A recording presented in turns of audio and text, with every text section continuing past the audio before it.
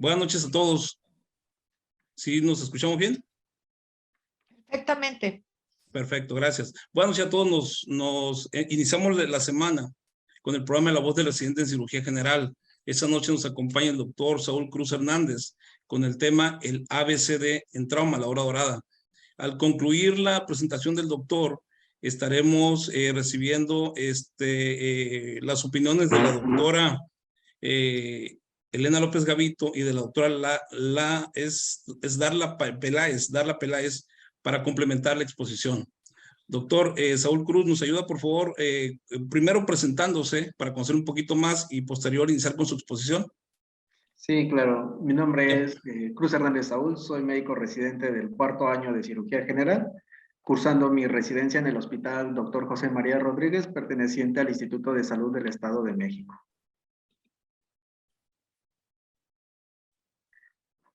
Bueno, comenzando con esta presentación, decidí titularlo el ABCDE en trauma de Golden Hour, debido a que es una parte importante en donde nosotros podemos mejorar el pronóstico de nuestros pacientes en caso de presentar algún evento en trauma.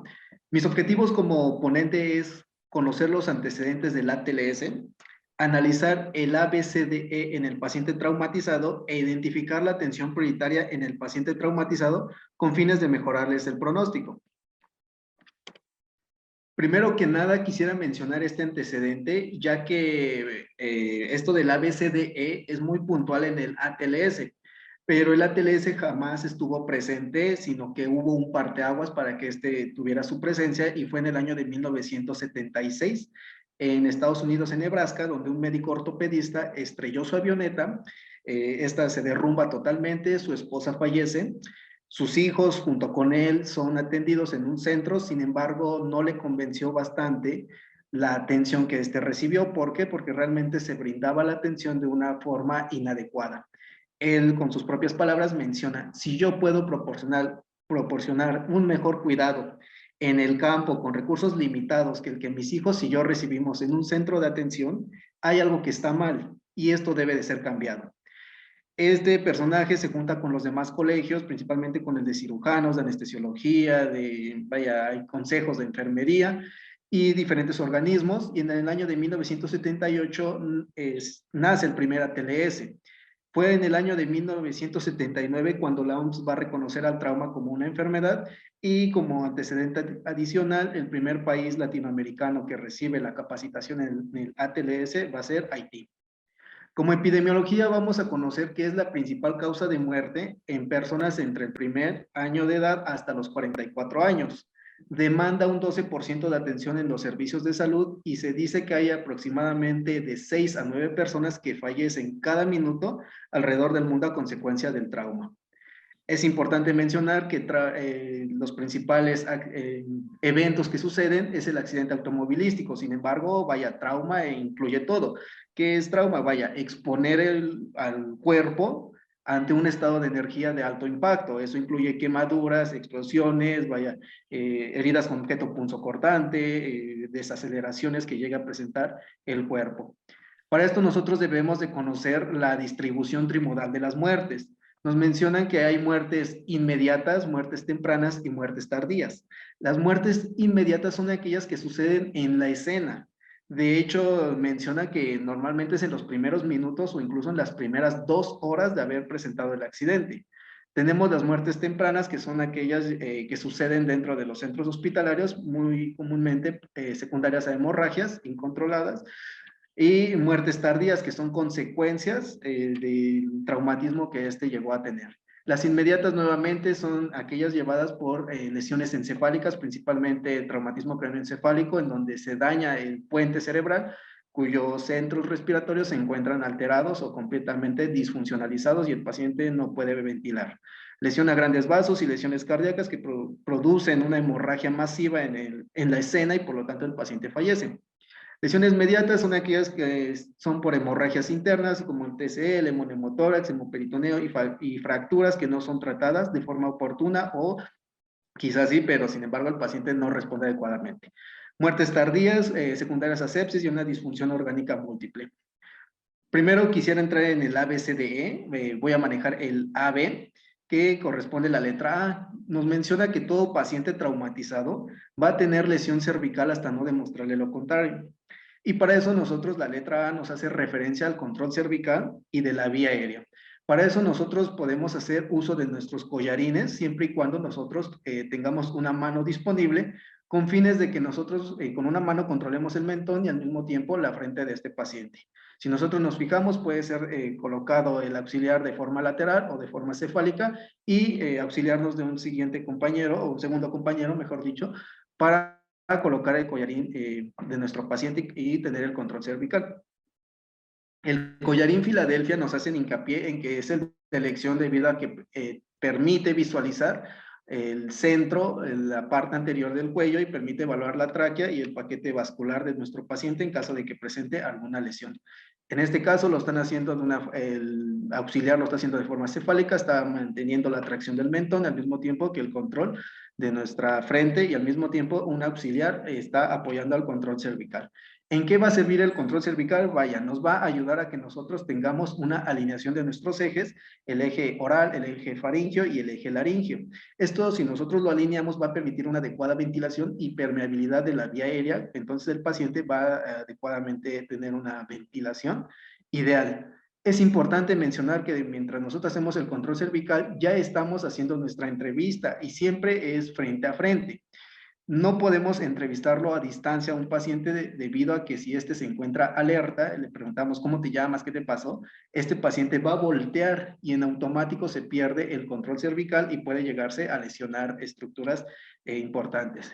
Durante ese control cervical nosotros vamos realizando nuestro sample, signos y síntomas, preguntamos por alergias, preguntamos por el uso de medicamentos, patologías que este paciente puede llegar a tener, libaciones y el evento que llegó a presentar este paciente. Durante esa evaluación de nuestra letra A vamos colocando nuestro oxímetro y al mismo tiempo, una vez alineados los ejes y nuestro paciente no se encuentra alerta, podemos hacer uso de nuestras cánulas de Guedel. Es importante mencionar que la cánula de Guedel primero se tiene que colocar en pacientes que se ha perdido el reflejo palpebral.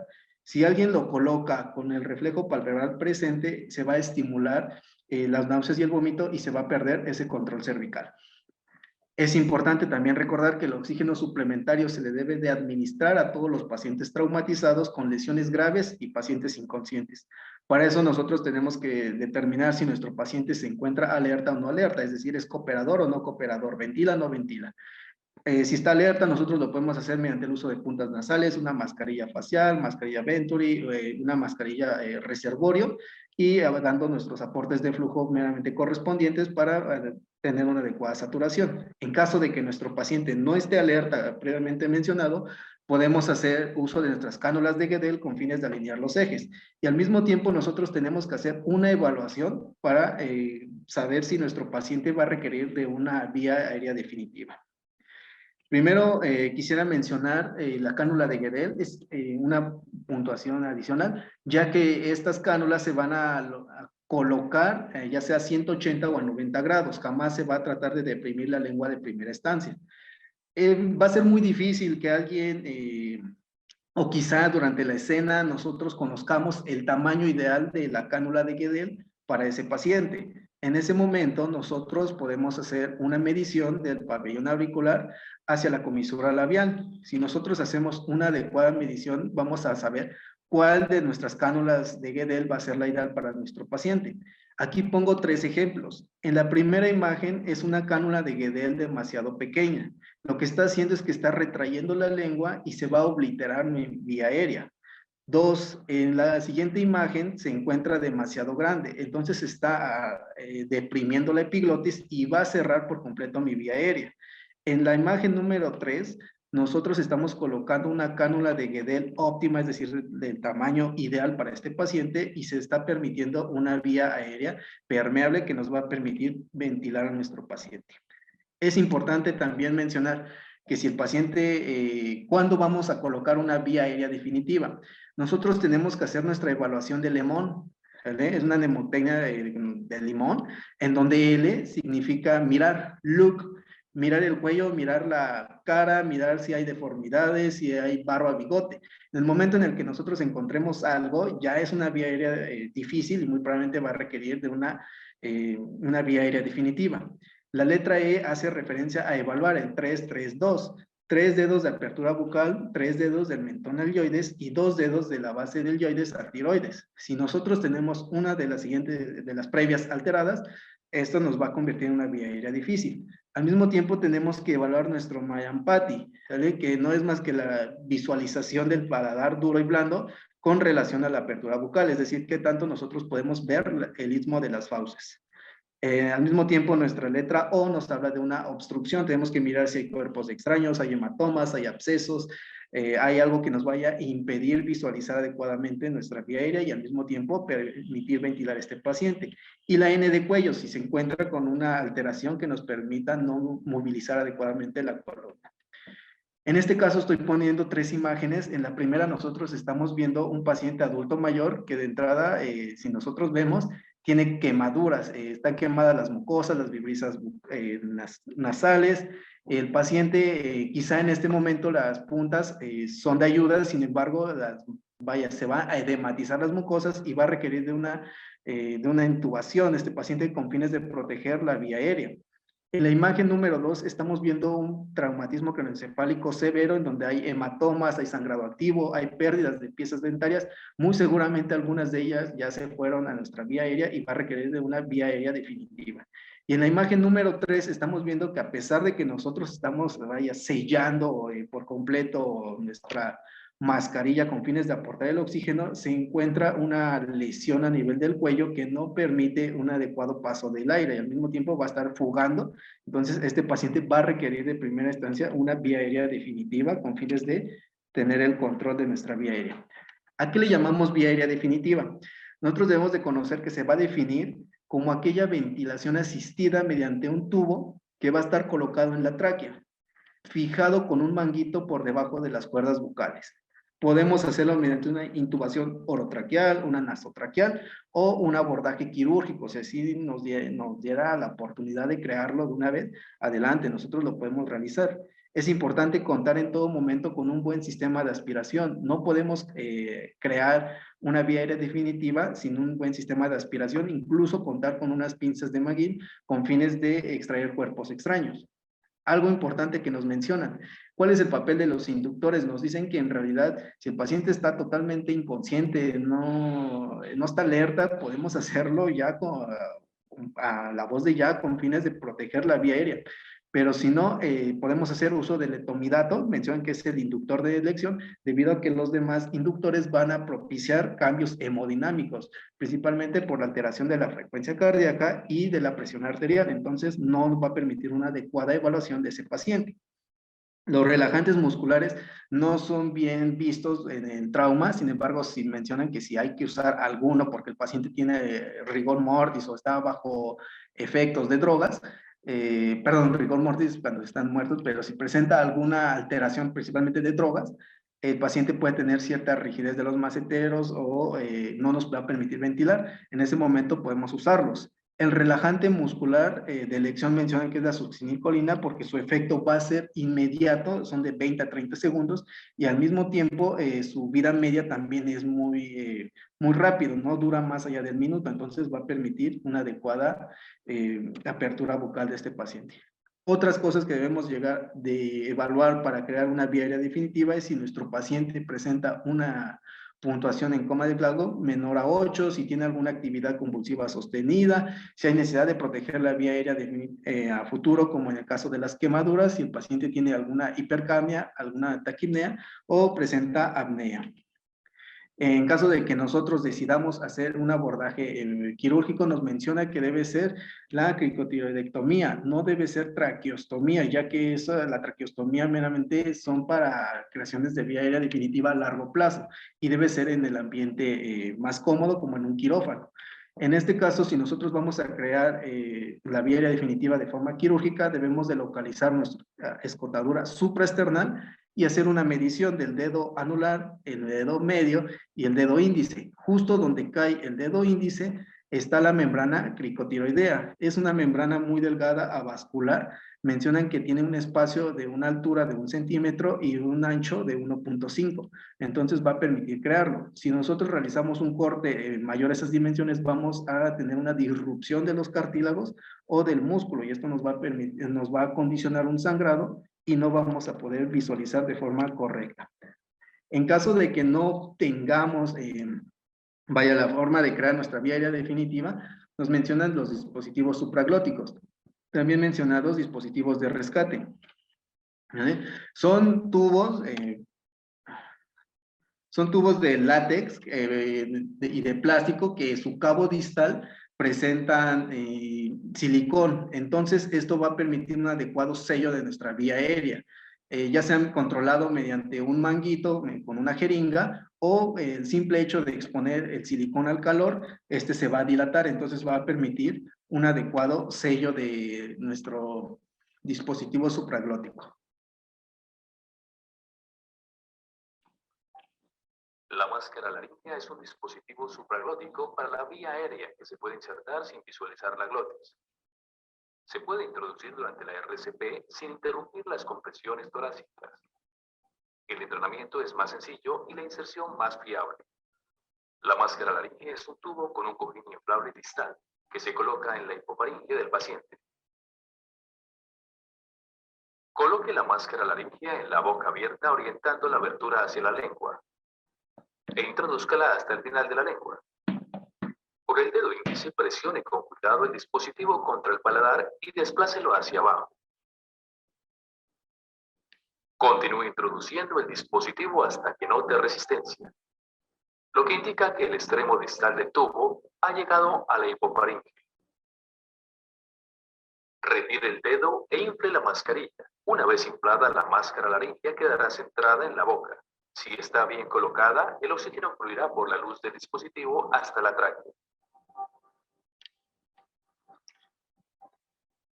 El tubo laríngeo es un dispositivo supraglótico que los proveedores pueden insertar en pacientes inconscientes.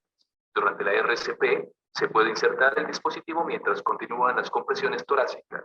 También se puede insertar sin visualizar la glotis. El tubo laríngeo es un dispositivo de un solo lumen con 2 balones inflados mediante un único puerto. La punta distal del tubo está angulada y biselada para deslizarse fácilmente por el esófago superior colapsado. El diseño también reduce el riesgo de insertarla en la tráquea. Cuando el tubo llega al esófago, notará resistencia. Infle los balones con una única jeringa.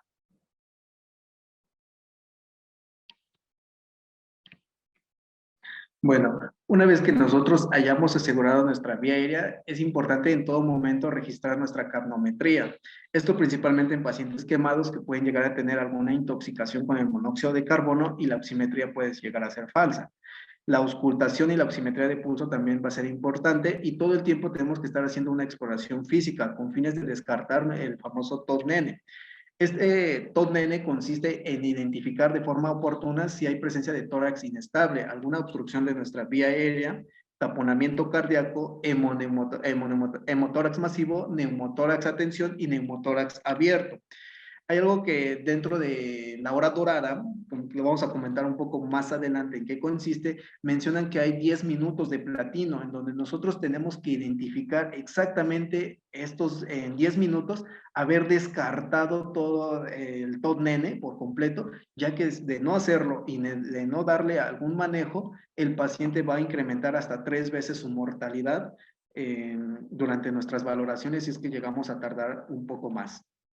Respecto a la C, nos habla del control de la hemorragia y nuestra reanimación, nos hace referencia a identificar adecuadamente el estado de choque, identificar la causa probable y darle tratamiento. Es importante mencionar que la hemorragia es la primera causa de choque en los pacientes y la principal causa prevenible de muerte en estos pacientes. Nuestro estado hemodinámico nos lo va a estar dando nuestra precarga, es decir, nuestro volumen, nuestra bomba cardíaca y al mismo tiempo nuestra resistencia. Lo que nos hablan es que todo el tiempo debemos de identificar el choque hemorrágico, porque como lo mencioné previamente, es la principal causa del paciente chocado y la principal causa de muerte prevenible. No obstante, no por eso no vamos a tratar de identificar los choques no hemorrágicos, que también van a comprometer la vida a futuro. Independientemente de eso, nosotros debemos de administrar volumen y tratar la causa, ya que todo el estado de choque va a responder a volumen. Previamente nosotros debemos de conocer el volumen sanguíneo que nuestro paciente tiene. ¿Por qué? Porque nosotros vamos a tener que evaluar en qué grado de choque se encuentra nuestro paciente. Se encuentra en una clase 1, clase 2, clase 3 o clase 4. En la actualización del ATLS que salió en la última versión, hacen hincapié en el uso del déficit de base. ¿Por qué? Porque las previas valoraciones con base a frecuencia cardíaca, presión arterial, estado de alerta, frecuencia respiratoria, era muy subjetivo. Entonces, lo que para algunos evaluadores era un choque clase 3, para algunos era un clase 2 y habría quien para ellos, a otras personas era un clase 1. Entonces esto no permitía una adecuada evaluación y se hace hincapié en el déficit de base, porque de ese modo nosotros podemos estar en el mismo canal y así nosotros vamos a poder reanimar a nuestro paciente. Es importante mencionar que en las primeras dos clases nos hacen referencia que debe ser reanimado con los cristaloides, mientras que en la clase 3 cristaloides y hemoderivados, y clase 4 hemoderivados en una proporción de 1-1-1 con fines de evitar la mortalidad de este paciente. ¿Cuál es el catéter ideal que nosotros debemos usar? Ellos nos mencionan que se deben usar el catéter verde o gris, que corresponden a los números 18 y 16 Gauss. Esto porque permite un adecuado flujo, tanto de los hemoderivados como de los cristaloides, permite una adecuada reanimación y además paso de medicamentos. Es importante mencionar que nos hacen referencia que deben de ser 2 vías periféricas. En caso de no usarlo, podemos hacer uso de nuestras vías intraóseas colocado en la tibia o en la espina de en la espina de la escápula, y en caso de que no se pueda, podemos hacer uso de alguna venodisección o del catéter venoso central en ese momento. También al mismo tiempo que ya estamos canalizando, alguien tiene que hacer compresión en todo momento con fines de frenar la hemorragia periférica. Pues puede hacerse mediante compresas y el uso de guantes. Todo el tiempo el personal tiene que estar cubierto o protegido debido a que no sabemos si el paciente es portador de una enfermedad infectocontagiosa. En caso de las extremidades, nos hacen referencia que la compresión va a ser lo ideal, pero si no hay forma de mantener esa compresión, tenemos que colocar algún vendaje en forma de torniquete, no muy recomendado por los efectos de la isquemia. Sin embargo, si no hay opción, tenemos que colocarlo con fines de mantener el control de la hemorragia. El cuello es una situación especial. Nosotros no podemos colocar compresión, no podemos digitalizar las heridas, ni tampoco podemos colocar un torniquete. ¿Sale? En caso de que tengamos el objeto, no podemos extraerlo. Todos los objetos punzocortantes que el paciente llega a presentar se tienen que retirar en el quirófano, porque estos pueden llegar a presentar una hemorragia masiva. En caso de que el paciente se lo haya retirado o durante el transporte se haya caído y presente un sangrado, nosotros podemos controlarlo mediante una sonda Foley. Se introduce a través del lecho de la herida y se infla. Las sondas Foley están hechas de un material de látex, entonces el látex tiene una propiedad que es expandible y nos hacen referencia que el manguito, el balón de la sonda Foley puede soportar de 4 a 6 veces el volumen recomendado, entonces va a permitir una adecuada compresión de nuestra área. Nosotros tenemos que hacer reposición hídrica. ¿Qué hay respecto a la sonda urinaria? Nos menciona que todo el tiempo debemos de tener cuantificación del gasto urinario, ya sea mediante una sonda Foley o mediante una punción suprapúbica, porque va a ser parte de nuestros parámetros de una adecuada reanimación. Todo el tiempo debemos de evaluar si hay sangrado en el meato uretral, si hay sangrado en el periné, en caso de ser hombres, si la próstata se encuentra cabalgada, reblandecida o hay palpación de esquirlas óseas a través del recto. En caso de que se encuentre las previas mencionadas o se encuentre la sospecha que hay fractura de pelvis, en ese momento se hace la punción suprapúbica con fines de mantener un adecuado control de la uresis.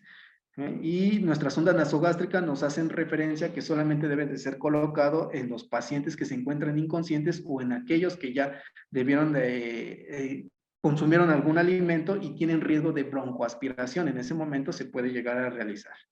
La reposición hídrica nos hacen referencia que deben ser con cristaloides de tipo balanceado. La dosis habitual en los adultos va de 1 a 2 litros. En caso de que pese por debajo de 40 kilos o sea pediátrico, debe ser a 20 mililitros por kilo. Debe ser a dosis respuesta, sin embargo, sin abusar de ellos, ya que una sobrecarga va a destruir el glucocáliz, y este glucocáliz es importante porque en caso de ocupar medicamentos vasopresores, si está destruido, no van a responder por mucho que nosotros le infundamos. Entonces, esa es la importancia de no sobrecargar a un paciente. Todo el tiempo tenemos que estar verificando el flujo urinario que nuestro paciente presente con fines de conocer si nuestra reanimación está siendo de forma adecuada. Aquí ponemos los predictores de una adecuada reanimación.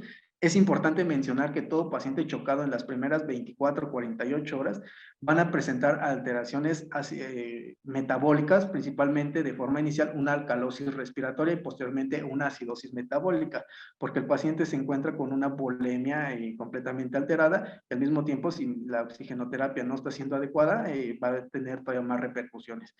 ¿Por qué hago mención de esto? Porque si nosotros hacemos reposición del bicarbonato en esas 24, 48 horas del déficit de bicarbonato, ese paciente se va a acidificar completamente las mitocondrias, se van a destruir la cadena respiratoria de electrones y van a considerarse una serie de efectos meramente metabólicos en donde va a ser una bola de nieve. Se ha visto que administrar el bicarbonato a los pacientes chocados en las primeras 48 horas afecta su pronóstico. ¿Qué es lo que nosotros tenemos que hacer? Bueno, tenemos que administrar una adecuada fluidoterapia, administrar los hemoderivados y todo el tiempo intentos por controlar una hemorragia. Quizá en ese momento se puede hacer incluso una toracotomía de urgencias con fines de parar alguna hemorragia, por ejemplo, un tamponado de cardíaco secundario a una herida con objeto punzocortante en el corazón. La terapia de transfusiones, ya lo habíamos mencionado, desde clase 3, un estado de choque clase 3, clase 4, las va a requerir. Entonces, si nosotros tenemos el control de la hemorragia, nos vamos a ahorrar las transfusiones. No es que sean malas, sin embargo, las transfusiones masivas, es decir, más de 10 concentrados eritrocitarios en 24 horas o más de 4 eritrocitarios en una hora, va a afectar el pronóstico. Se dice que aquellos pacientes que tienen una transfusión masiva, su mortalidad puede llegar a ser a casi el 90%.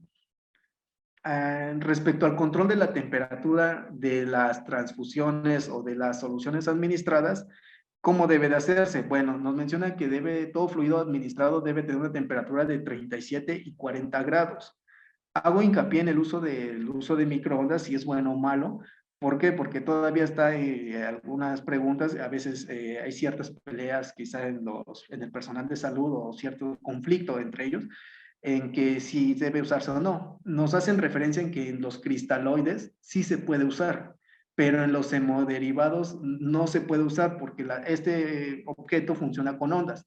Si nosotros exponemos el concentrado eritrocitario a las ondas, se produce hemólisis. Si nosotros exponemos las plaquetas, se destruye la proteína 1B9 y no se va a adherir al subendotelio. Y si nosotros ponemos el plasma fresco congelado, se desnaturalizan esas proteínas. Entonces, no tiene ningún beneficio realmente administrarle los hemoderivados a este paciente. El déficit neurológico nos hacen mención que hay diferentes escalas. La más utilizada es la escala de Glasgow. Únicamente quisiera puntualizar en que la principal causa del déficit neurológico va a ser una reanimación hídrica inadecuada o que el paciente se encuentre con un sangrado que no ha sido identificado. Si nuestro paciente no recupera el estado de alerta a pesar de haber ya administrado soluciones, hemoderivados, quiere decir que ese paciente está sangrando. Y la siguiente opción es que se encuentre bajo efectos de drogas, medicamentos, principalmente cannabis o el efecto del alcohol, y con medicamentos como los anticomiciales. En cuanto a la letra E, que nos habla de exposición y cubrir, nos hacen referencia que nosotros debemos retirar completamente las prendas de nuestro paciente. Eso incluye los aretes, las alhajas, los anillos, pulseras, todo completamente nuestro paciente tiene que estar descubierto de su ropa, pero al mismo tiempo se tiene que estar protegiendo la temperatura con una manta térmica. ¿Por qué? Porque si nosotros dejamos que caiga en hipotermia, va a ser, primero la hipotermia es una causa de paro cardiorrespiratorio, al mismo tiempo perpetúa la hemorragia al condicionar a una coagulopatía. Entonces la hemorragia, si nosotros queremos cohibirla, no se va a detener. todo el tiempo. En este caso podemos hacer uso de nuestros estudios de imagen. Principalmente se ocupa la radiografía con fines de descartar un tórax inestable. En caso de que no sea evidente, el paciente lo puede llegar a desarrollar. Un neumotórax que se puede volver a tensión, fracturas de pelvis que puede condicionar una hemorragia masiva y puede ser la causa de que el paciente no eleve su estado de alerta, el uso de sondas y catéteres y todo el tiempo ocupar nuestra manta térmica para protegerle la temperatura. ¿Qué es lo que hago mención aquí en la hora dorada? Aquí la hora dorada nos hacen referencia a que nosotros como clínicos tenemos únicamente 60 minutos para la atención del paciente, pero son 60 minutos a partir de que sucedió el accidente hasta que el paciente llega ya sea a quirófano o sea a radiointervención con fines de controlar la hemorragia, ¿sale? Es decir, con fines de resolverle a ese paciente. Todo el tiempo nosotros tenemos que estar evaluando el estado clínico del paciente, reanimar y estabilizar.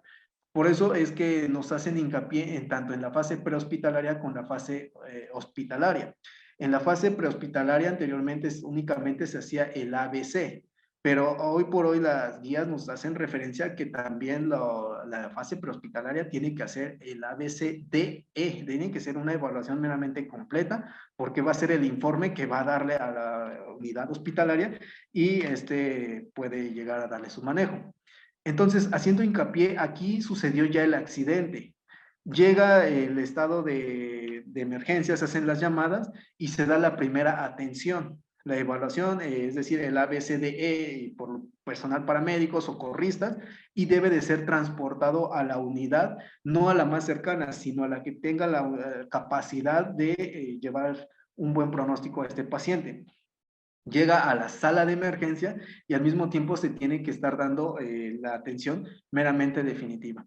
Vista desde otra perspectiva, en los primeros 10 minutos va a suceder cuando sucedió el accidente y el personal alrededor notifica o llama a los servicios de emergencia. Se da la atención y el adecuado transporte y en ese momento, vaya, no tiene que tomar más allá de media hora. En la sala de emergencia o ya sea durante el transporte, se tiene que ir descartando en todo momento el TONN, lo que mencionaba. Si no se descarta, se aumenta su mortalidad de esos pacientes. Y nosotros vemos en el último panel la intervención quirúrgica con fines de controlar la hemorragia. Quizá las hemorragias externas como de extremidades puede llegar a detenerse, pero si no se da el tratamiento definitivo, puede terminar en una amputación ese paciente y digo, ese es el menor de sus problemas. Aquí en la intervención quirúrgica van por sangrado como de tórax, sangrado abdominal, sangrado retroperitoneal de grandes vasos, que va a llegar a llevar a la mortalidad de ese paciente si no se resuelve. Entonces, visto desde otra perspectiva, en las muertes inmediatas, es donde se hace hincapié la hora dorada, que es decir, que esos pacientes realmente sí pueden llegar a sobrevivir siempre y cuando se haga todo este manejo. Si nosotros no lo realizamos de una forma oportuna, estos pacientes se van a evolucionar a su mortalidad. ¿Sale? Y bueno, es importante mencionar eso de los 10 minutos de platino, porque durante la exploración física, alguien que ya desarrolló, por ejemplo, un hemotórax, atención, si no se le resuelve, no se convierte en hemotórax simple o quizá la colocación definitiva de la sonda, ese paciente va a fallecer por el estado hemodinámico interrumpido que va a llegar a tener. Como conclusión, quisiera mencionar que el manejo adecuado del paciente traumatizado va a reducir la morbimortalidad. La prevención va a ser la única medida con fines de evitar muertes, sin embargo, vaya, accidentes siempre pasan. La realización del ATLS no va a ser únicamente papel del cirujano, sino de todo el personal de salud. Incluso, bueno, a pesar de que ya están los términos legales que dicen que son personas a veces no capacitadas, que si realizan el procedimiento pueden meterse en problemas, vaya, debe de entenderse que son procedimientos que esto salvan vidas. A cada persona dentro de un equipo de trabajo le va a corresponder una función. Este debe de conocerla y desempeñarla de forma adecuada.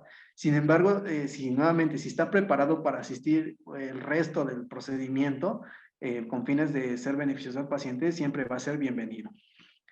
Y bueno, con eso yo concluiría mi ponencia. Siempre recordar, primum nocere, es decir, primero no hacer daño. Siempre tenemos que conocer, no evitar ignorar, no hacer nada lleva a la mortalidad, pero también hacerlo mal, evidentemente, también lleva a la mortalidad de esos pacientes. Gracias.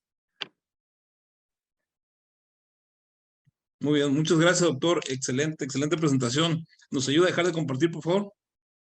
Ah, ya quedó, gracias. Doctora Elena, usted tiene la voz. Bueno, pues nuevamente semana a semana y de acuerdo a los estándares que hemos visto, cada lunes nos asombran por la gran dedicación que han tenido en preparar los temas. Y pues realmente aparte de felicitarte, creo que todos aprendimos de tu charla hoy. Y pues voy a agradecer públicamente a tu mentora, le quiero pedir que prenda su video, porque la doctora Dalia nos hizo favor, ella fue la de la idea, ella está en un hospital de trauma y pues invitó a Saúl y estuvo de la mano con él preparando el tema y pues me doy a la tarea de presentarla porque pues ha sido una comunicación muy estrecha para lograr que este día tuviéramos esta plática con un estándar de lujo. La doctora Dalia Peláez Guzmán es médico cirujano, especialista en cirugía general. Hizo su residencia en el Hospital José María Rodríguez ISEM, donde actualmente es adscrita al Instituto de Salud del Estado de México en ese mismo hospital de Catepec.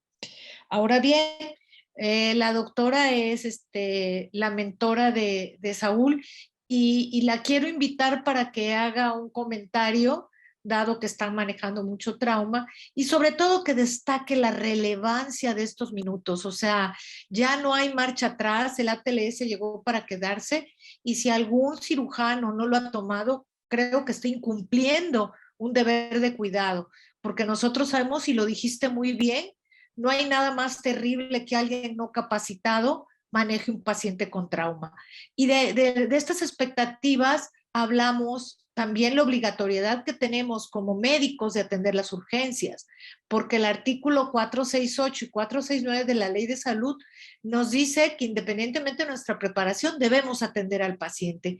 Y qué terrible sería que no estuvimos, que nos quede un paciente pero con un deterioro hipóxico, que nos quede un paciente con una comorbilidad que se pudo haber previsto. Y pues, Dalia, te cedo el micrófono para que nos hagas favor de comentar la brillante exposición que tuvo Saúl, al cual le damos una felicitación. Hola, buenas noches, mucho gusto. Estoy un poquito disfónica, me van a disculpar un poco. Muchas gracias, Saúl, por tu exposición. Es muy grato escuchar a residentes de un hospital como el nuestro, que es un hospital que recibe trauma todos los días. O sea, hoy tenemos trauma en el hospital como todos los días y desafortunadamente vivimos en uno de los estados más peligrosos de México, ¿no? Y Ecatepec creo que todos lo conocemos por sus niveles de violencia. Sin embargo, podemos decir que gracias a que todos nuestros residentes y el personal que trabaja con nosotros conoce el trauma, tenemos muchos pacientes que salen de casos graves con éxito. O sea, muchísimos casos que estamos pues contentos de poder ser parte de este sistema de atención oportuna del trauma. Es importante saber en el trauma, y a mí me gustaría como dejarlo claro, por qué lo debemos tener el algoritmo tan bien marcado, porque son sucesos aparatosos. Muchas veces uno piensa que llega un paciente que es baleado, pero no solo fue baleado, fue rociado con gasolina, quemado, etcétera. Entonces, el seguir esa secuencia nos permite sacar a flote el paciente, porque, pues, por ejemplo, pacientes que son quemados, pero aparte tienen lesiones por proyectil de arma de fuego, pues bueno, tenemos que garantizar la vía aérea. Había unas diapositivas sobre hacer la cricotiroidectomía de urgencia, que nos ha sucedido en muchos casos, hacer una intubación retrógrada, porque pues bueno, puede, ahora que por ejemplo empezó lo de las lluvias, hemos recibido pacientes politraumatizados porque son arrastrados por la lluvia. Y a veces se nos olvida que al ser arrastrado por la lluvia y ser golpeado del tórax, pueden tener un neumotórax. La evaluación terciaria que marca el ATLS es importante y yo creo que en clases previas las hemos visto, ¿no? Ya que terminamos con esta Golden Hour el hecho de hacer estudios complementarios como radiografía, tomografía, etcétera, ya que está estabilizado el paciente, nos va a permitir descubrir esas otras lesiones. Un caso que nos sucedió de una persona que fue arrastrada por el agua y tenía pues múltiples lesiones, etcétera. Y bueno, el tomar la radiografía de tórax nos permitió saber que tenía un neumotórax, ¿no? Que no se va a desarrollar a lo mejor en el momento porque tiene fracturas conminutas, etcétera, pero tener esta secuencia, este algoritmo mental nos permite ir descartando lesiones.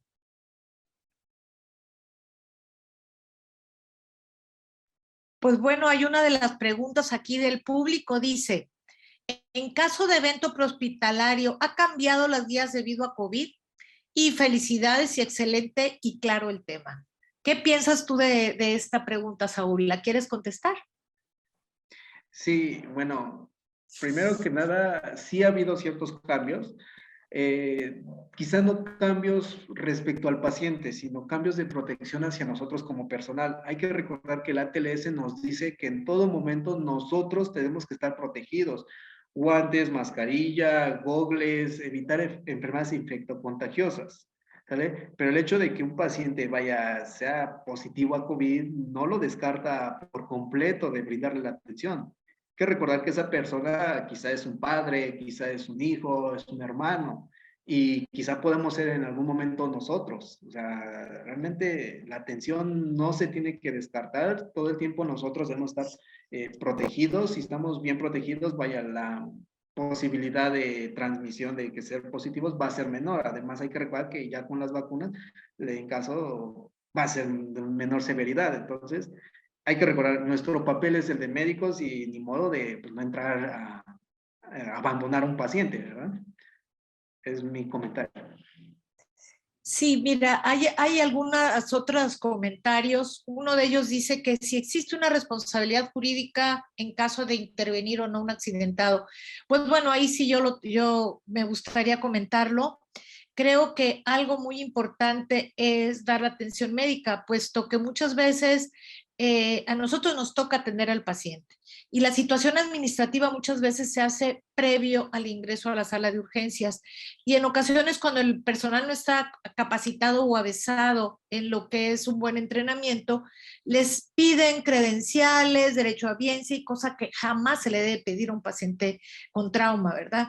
Entonces, categóricamente en etapa previa a ingresar a un hospital o que ya esté en el hospital, siempre se debe mantener el equilibrio en darle al paciente lo que va necesitando, llamándole a la persona más avezada, pero jamás dejar de atender la secuencia del paciente, porque la ley te exige, en caso de una urgencia notable, atender al paciente.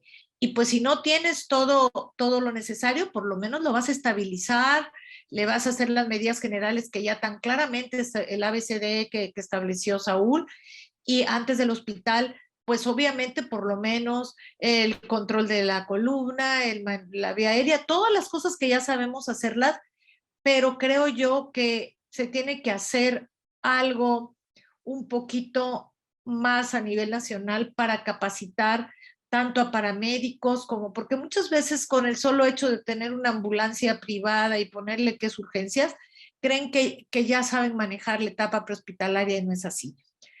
Tanto la norma de la atención de urgencia como la norma de la mínima infraestructura establece que en el área de urgencia debe haber gente que tenga ATLS, ACLS y no solo médicos, también las enfermeras. Entonces, si un hospital o alguna clínica no tenga los elementos que establece la norma de mi infraestructura, está incumpliendo en un deber de cuidado y pues hay cosas que aunque el médico quiera hacer, pues no las puede hacer. Otro gran elemento de situación es la responsabilidad de estar revisando el carro rojo y pues que también la normatividad establece que la cobertura de los insumos debe estar presente 24 horas al día, 365 días al año, así como la gente expertise en el área de urgencias. Y muchas veces pesa mucho decir que el carro rojo lo único que tiene de rojo es que está pintado de rojo, pero nosotros tenemos que específicamente revisar esa sala de trauma y choque, que contenga todo, que esté funcionando tanto el equipo para revertir, que exista tomas adecuadas de oxígeno, todo, pero de una manera preventiva. Cuando termina un caso siempre se debe hacer un debriefing para ver en qué fallamos. Otro gran comentario que nos están pidiendo es, ¿qué pasa cuando nosotros tenemos que hacer ese triage? Porque nos llega un trenazo, un camión volteado, que muchas veces podemos tener una persona muy callada, pero está muy callada no porque no esté grave, sino porque realmente puede tener un hematoma, que algo que le esté impidiendo está reactiva. Entonces, ¿qué nos aconsejarías de esto en relación al triage cuando llegan muchas personas y que pueden rebasar la capacidad de un hospital? Entonces, aquí sí es muy importante saber referir los casos menos graves a lugares donde puedan ser atendidos. ¿Qué nos recomiendas para esto, Saúl? Bueno, de entrada hay dos términos que maneja el ATLS. Uno es incidente de múltiples víctimas, y en donde nos hace referencia que la cantidad de pacientes y sus lesiones que presentan pueden resolverse en el hospital. Ahí es cuando nosotros vamos a brindar la atención con base al estado de gravedad. Pero el otro término que nos dan es el evento masivo de víctimas, que es el escenario en donde los pacientes, o ya sea en cantidad o gravedad de sus lesiones, va a sobrepasar la capacidad que tiene el centro hospitalario para atenderlos. Y algunos de ellos van a morir si no se les brinda la atención de forma oportuna. En ese momento nos dice la ATLS que nosotros vamos a brindar la atención al paciente con mayor posibilidad de sobrevivir. Eso es lo que nos dice. Los demás quizás si los podemos referir adelante, pero hay que distinguir un incidente con múltiples víctimas y el evento masivo de víctimas. Y nosotros tenemos que identificarlos correctamente. No podemos equivocarnos. Por ejemplo, tengo 2 lesiones cardíacas, tengo que atender al que más posibilidades tenga de sobrevivir. Exactamente. Eso es lo que nos dicen. Sí, y otro de los grandes temas que precisamente tocaste en la presentación, que adecuarse al medio ambiente donde estamos, porque muchas veces, de acuerdo a donde residimos, pueden haber algún tipo de incidentes. Por ejemplo, nosotros que estamos aquí en playa, vemos muchos accidentes de que se caen del paracaídas o que estaban en un planeador, y el tipo de lesiones, o que se cayó en un hotel porque estaba en uno de esos spring break, se cayó de cierta altura. Entonces, todas estas situaciones nos tienen que hacer pensar desde que viene en camino el paciente, qué es lo que le voy a hacer, que precisamente eso es lo que nos ha ayudado a tener la sangre. Tú mencionaste lo de la sangre, que a mí se me hace muy interesante y muy importante, que tengamos ya un grupo bien consolidado en el hospital, y creo que ustedes lo tienen, de la gente que está avesada en trauma y que la que le falte se tenga que entrenar. Y de acuerdo a esto, pues ir pensando, y que si es una herida de proyectil, saber qué me voy a encontrar, y que si es una herida por un instrumento, pues cortante igual. Entonces, tenemos que estarnos actualizando, pero sobre todo que hablemos el mismo idioma, porque de repente estamos viendo unas series en televisión donde casi parece que están acariciando el tórax para dar una de RCP, ¿verdad? Entonces, creo yo que esto debe vigilar el que tenga más experticia de que se esté dando bien la RCP avanzada, de que exista toda esa coordinación que debe haber. Y pues por eso felicito a Saúl y a Dalia por haber escogido el tema, porque se está viendo cada vez más violencia en nuestro alrededor, y sobre todo el saber oportunamente qué le debo hacer, ¿verdad? El maestro Vicencio Tobar, en paz descanse, nos decía, a veces tenemos un paciente muy suturadito, ¿verdad? Pero no valoraron bien los riesgos que podía haber tenido, ¿no? Entonces, eso de priorizar se me hizo muy interesante.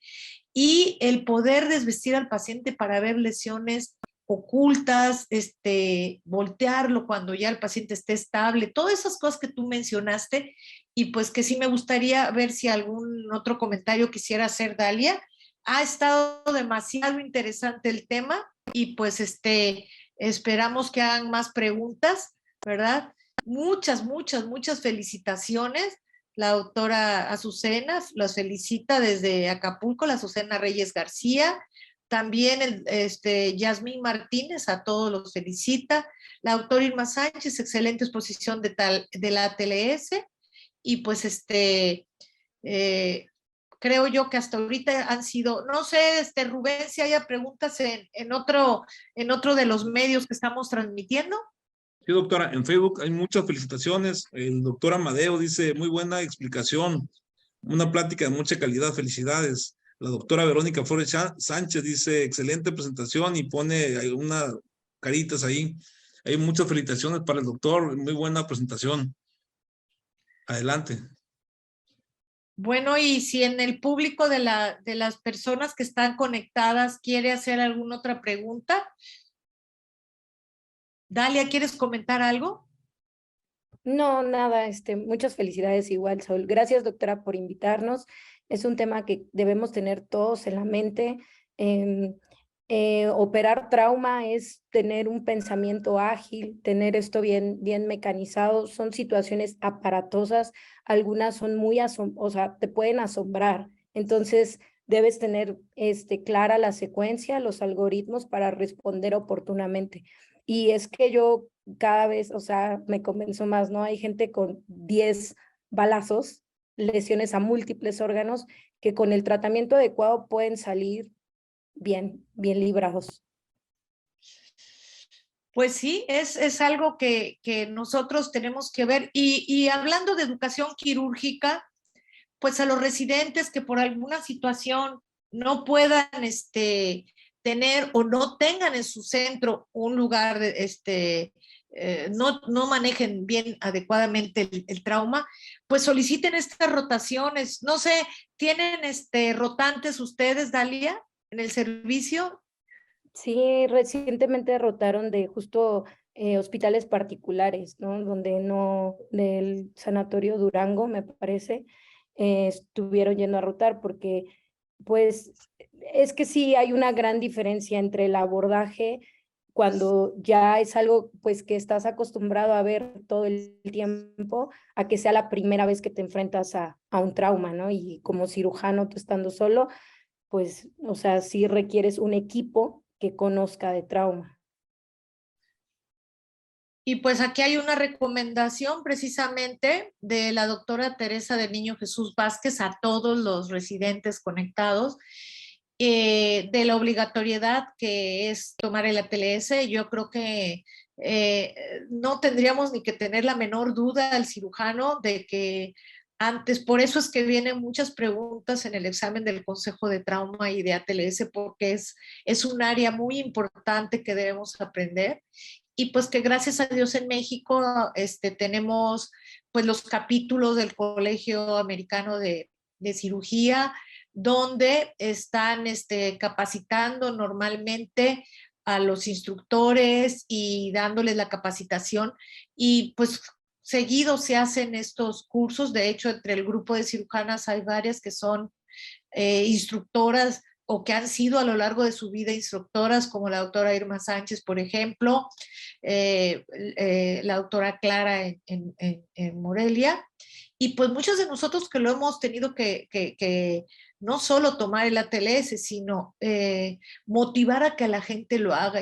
Y yo creo que ahorita, hoy en día, no se vale que un cirujano, y sobre todo que esté vigente en la cirugía, no tome este curso. Entonces, pues estamos convencidos. ¿Qué mensaje final les mandaría, Saúl, a los que no han tomado la ATLS? Bueno, digo, el ATLS, la certificación es importante porque nos da la parte teórica. Sin embargo, también hay que recordar que la parte práctica es importante. Es increíble que a veces lleguen pacientes referidos, quizá en la atención prehospitalaria se puede ir colocando la sonda Foley, la sonda nasogástrica, que pueden hacer la punción para liberar un neumotórax, y a veces ese tipo de procedimientos se van realizando hasta quirófano, entonces no se está poniendo la importancia de lo que es la hora dorada. O sea, nuevamente ya comenté, en el momento en el que no se le resuelve algo que puede llegar a condicionarle la vida al paciente, aumenta su mortalidad hasta 300 veces, es decir, 300%, 3 veces más. Entonces, vaya, a veces llegan en transporte, son como por el tráfico, por las secciones, son como 1 hora y media, entonces la mortalidad pues sí se aumenta. Y digo, sí, la certificación es importante, pero también el hecho de conocerlo y llevarlo a cabo, o sea, llevarlo por todos, y no solamente el cirujano, sino el camillero, vaya el radiólogo, enfermería, incluso vaya hasta los administrativos también deberían de conocer esta parte, porque ya lo mencionó bien importante, a veces se pierde tiempo en unos trámites en lugar de brindarle la atención a esos pacientes. No, pues sí, lo has dicho atinadamente. Y aparte de lo que dijera la normatividad, yo creo que tú finalizaste con el primum non nocere, que creo yo que eso aplica muy bien al ATLS, y creo yo que invitarlos a que sigan presentando, que esta experiencia que tú tuviste hoy, Saúl, y que estuviste pues revisando tu presentación con Dalia atinadamente, pues invitar a otros profesores de cursos que nos digan qué tema quieren dar, y yo creo que como su nombre lo indica, es vital. Y es vital porque no nos gustaría llegar a una sala de urgencias y que fuéramos atendidos por un médico que no tiene la ATLS, ¿verdad? Eso sería mi mensaje final, y les agradecemos mucho la asistencia, y pues hubo bastante nutrida asistencia tanto en el Zoom como en Facebook, y pues los esperamos dentro de 2 semanas, exactamente el lunes. A ver, les digo yo que cuándo es la próxima reunión para que estemos preparados. Precisamente es el 29 de agosto a esta misma hora, y con este mismo grupo de compañeros y compañeras que constantemente están cobijando a los residentes y estimulándolos. Y ya oyeron el comercial, por si alguien no ha tomado la ATLS, tomarlo, y si alguien por alguna situación no tiene en su rotación trauma, pues gestionen irse a un lugar donde lo puedan tener. Y pues eso es todo por hoy. Un abrazo a todas las personas que se conectaron, y los esperamos el día 29 de agosto. Muchas gracias. Te dejo el micrófono, Gil, para que cierres el programa. Ok, muchas gracias, doctora. Gracias a todos por sus comentarios finales. La plática estuvo bastante nutrida, tuvimos mucha audiencia. Les recordamos que esta plática queda grabada, va a estar en 2 horas más en YouTube, por si quieren revisarla nuevamente. También agradecemos a la plataforma de Uso Médico 17 para hacer posible este programa. Gracias a todos y muy buenas noches. Un abrazo, Saúl. Gracias, Dalia. Gracias, doctora. Buenas noches. Buenas noches.